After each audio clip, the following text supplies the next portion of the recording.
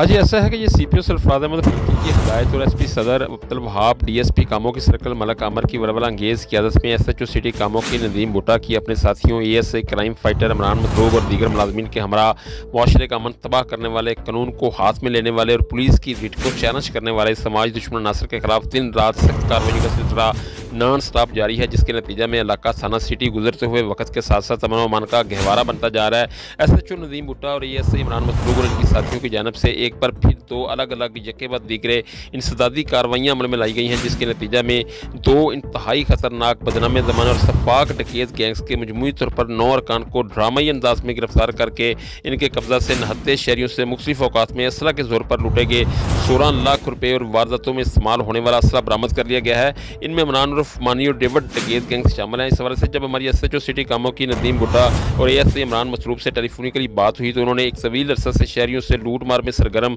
2 डकैत गैंग्स के 9 अरकान की गिरफ्तारी की तस्दीक की और बताया कि 9 मुलजमान इस वक्त पुलिस कामों की हिरासत में हैं। इनके खिलाफ मुकदमा दर्ज कर लिया गया है और इब्तदाई तफ्तीश में मुलजमान से लाखों रुपये और असला भी बरामद कर लिया गया है। मुलजमान से मजीद तफ्तीश जारी है और मजीद सनसनीखेज इंकशाफात की तवक्को है, जबकि दूसरी जानब शानदार और नाकाबिले फरामोश कारकर्दगी और इलाका सिटी कामों की को अमन का गहवारा बनाने पर एसएचओ नदीम भुट्टा और उनकी टीम की जानब से की जाने वाली मुसलसल काबशों पर कामों की कि अवामी, समाजी, मजहबी, सियासी, तलीमी और खुसूसन कारोबारी हल्कों और शरीफ शहरियों ने इनको भरपूर खराज तहसीन पेश किया है और सीपीओ सरफराज अहमद का शुक्रिया अदा किया है। जी।